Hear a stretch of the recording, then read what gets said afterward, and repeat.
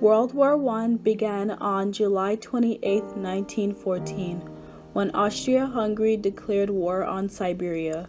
This occurred because a Siberian nationalist assassinated Franz von Arland. And no, not the great band. This was the Archduke of Austria. Exactly 1 month later, Austria-Hungary declared war on Siberia. This seemingly small conflict between two countries spread rapidly. Soon, Germany, Russia, Great Britain, and France were all drawn into the war, largely because they were involved in treaties that obligated them to defend certain other nations. Western and Eastern fronts quickly opened along the borders of Germany and Austria-Hungary. The United States had a small army, a pitiful navy, and little interest in joining the European war. As the war continued, however, German use of submarines to sink neutral shipping, including most famously the sinking of the Lusitania in 1915 with the death of almost 1,200 people, 128 of them Americans, brought American public opinion to the Allied side. Constant British propaganda efforts culminated in the Zimmermann telegram of February 1917, coupled with the German resumption of unrestricted submarine warfare, then drew Americans into the war. Wilson quickly developed an ideological goal of freedom and democracy and commitment to the people to the United States to fight for these principles. American soldiers fought bravely and well in the battles at Cantigny, Beal Wood, St. Mihiel, and in the Argonne Forest from May to November 1918. With nearly 1 million troops in the line, by the end of the war, their American presence finally convinced the Germans that the war could not be won. They had managed to win a war of attribution with France and Britain, but the influx of the endless supply of American troops meant that there was no way Germany could win. By November 1918, the writing was on the wall, and on November 11th that same year, the guns fell silent and the entire line as an armistice was signed, signaling the end of the war. Germany went into the First War with the advantage of a very large, very well-trained, and very well-equipped army. One-on-one, they could almost certainly have defeated any other country in the world. But they weren't fighting just one enemy. They were outnumbered, and their opponents had access to much greater resources. Therefore, Germany's best hope of winning was a rapid knockout blow, destroying their enemies' armies quickly and then forcing a peace. If the war bogged down in stalemate, then the Allies' greater depth of resources would allow them to grind Germany down through attribution and defeat them. In effect, that's what happened. So, Germany lost World War I because the French army was able to escape the trap set for them by the Schufflin Plan, redeploy their forces to the Marne, and halt the German advance in September 1914. After that failed, the odds were always going to be against Germany. The available technology of World War I, such as trenches and barbed wire and machine guns and artillery, meant that the defense had massive advantages over the attack. The Allies would inevitably suffer far higher casualties than the Germans would, though this had to be balanced by the cold-blooded fact that they'd have far more men available to lose than Germany did. Another reason why Germany lost the war was because of their government, which by the middle of the war was increasingly controlled by the army. With the civilian politicians' sideline, they were unwilling to compromise. They had the advantage. They demonstrated that they could not be driven out of the territory they captured except by a long, grinding battle of attrition. Germany was severely weakened due to loss in World War I. They lost their overseas territories, and they were no longer a serious challenger to the UK and USA as leading world powers. Germany also lost its territories to France.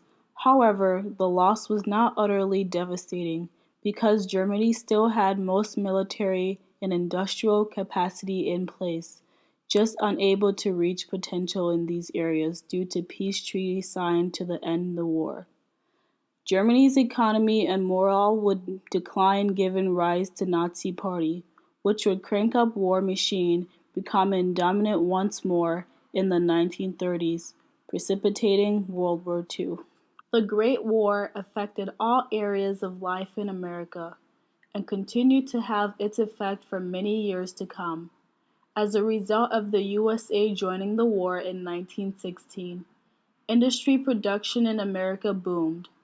Manufacturers even had to keep production up to the pace needed to support the war. In order to produce more material in a short amount of time, new technologies were developed to help manufacturers meet the need of the government and people. The Allies had won the war. Now they needed to pick up the pieces. They agreed to meet with Germany at the Hall of Mirrors in the Palace of Versailles, France. The major players in the Treaty of Versailles were America, Britain, France, and Germany. The American delegation, led by President Woodrow Wilson, had the goal to create a treaty that granted former colonies independence without punishing Germany. This goal was summarized in Wilson's 14 points. These 14 points called for the formation of a Polish state, self-determination for European countries, decolonization, global disarmament, open trade throughout all of Europe, and the formation of the League of Nations. The League of Nations was to be an international committee that oversaw world affairs with the goal of ensuing peace. Britain had a slightly different agenda. The British Prime Minister, David Lloyd George, agreed with Wilson that harsh economic penalties on Germany would cause more harm than good. But Britain still wanted Germany to pay some reparations. These reparations took form of war pensions for disabled soldiers and allowances for war widows. This would mean Germany would help rebuild Britain and remain a viable trade partner. France's goal in Versailles was to be much harsher than either America or Britain. France wanted to make Germany pay for the war. France's merciless stance in the treaty makes sense when one considers how much France suffered as a result of the Great War. France was the only Allied country that bordered Germany, and as a result, much of the Western Front was fought on French soil. Furthermore, the war had killed many more French than any other Allied country, totaling around 1,737,800 casualties in all. France wanted Germany to never be a threat again, and to take full responsibility for the war. France demanded the creation of Rhineland states that would act as a buffer between the two nations, and for Germany to pay high reparations.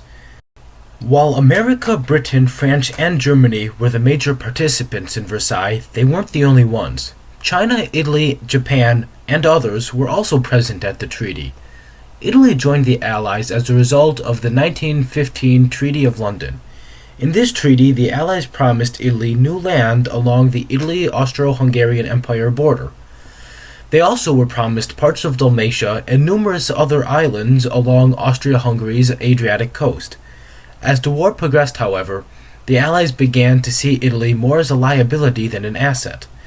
Italy would ask for resources and money and then, in the eyes of the Allies, waste it on non-war related activities. As a result, France and Britain had no desire to honor their promise made to Italy.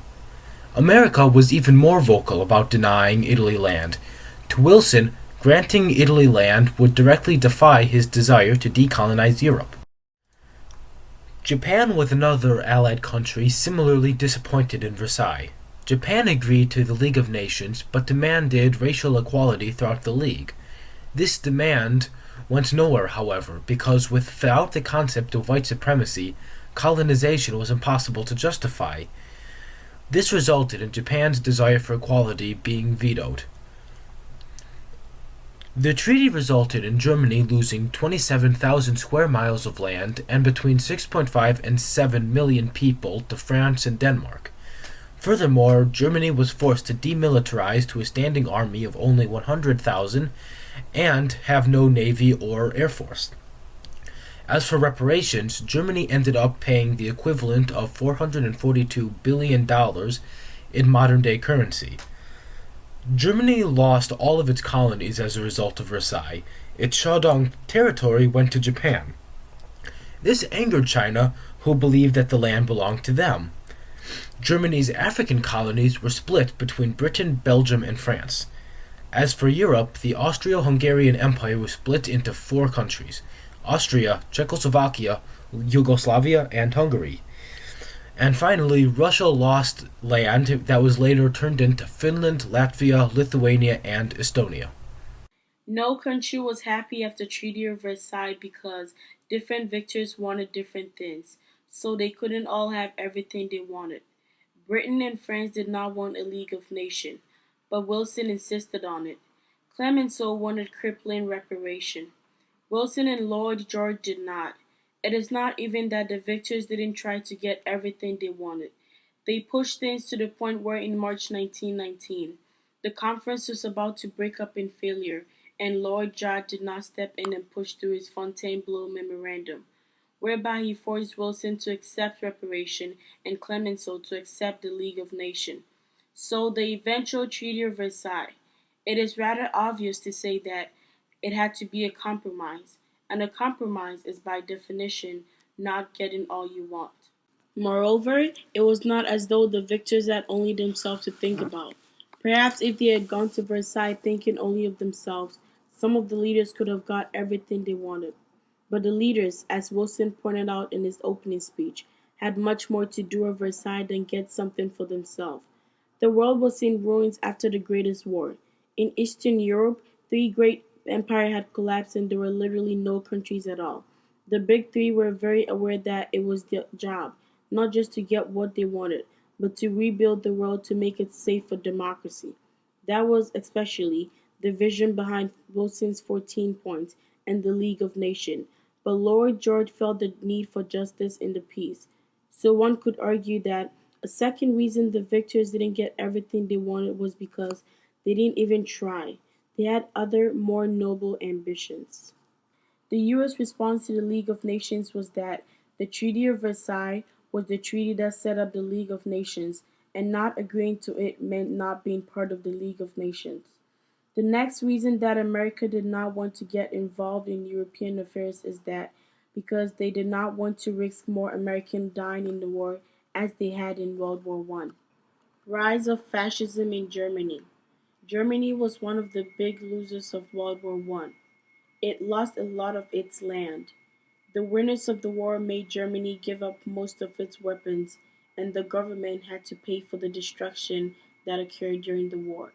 The country was poor, its economy was ruined. In the 1920s and 30s, a new party emerged. The National Socialist Workers' Party became powerful. By 1933, the Nazis were the strongest party in Germany. Their leader, Adolf Hitler, dissolved parliament, took over power, and made Germany a fascist state. In the following years, he built up a strong police force and the largest army in Europe.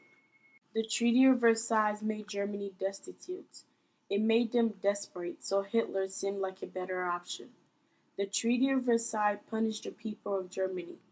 These people had already suffered during the war, which had caused them to have an entire turnover of their political system. The new treaty was signed by a newly formed republic government, and therefore the blame for its harshness was passed on to this government. Many Germans saw the new government as having stabbed Germany in the back by signing the treaty, which was so harsh on them. This only encouraged the political instability which followed and gave rise to fascism in Germany.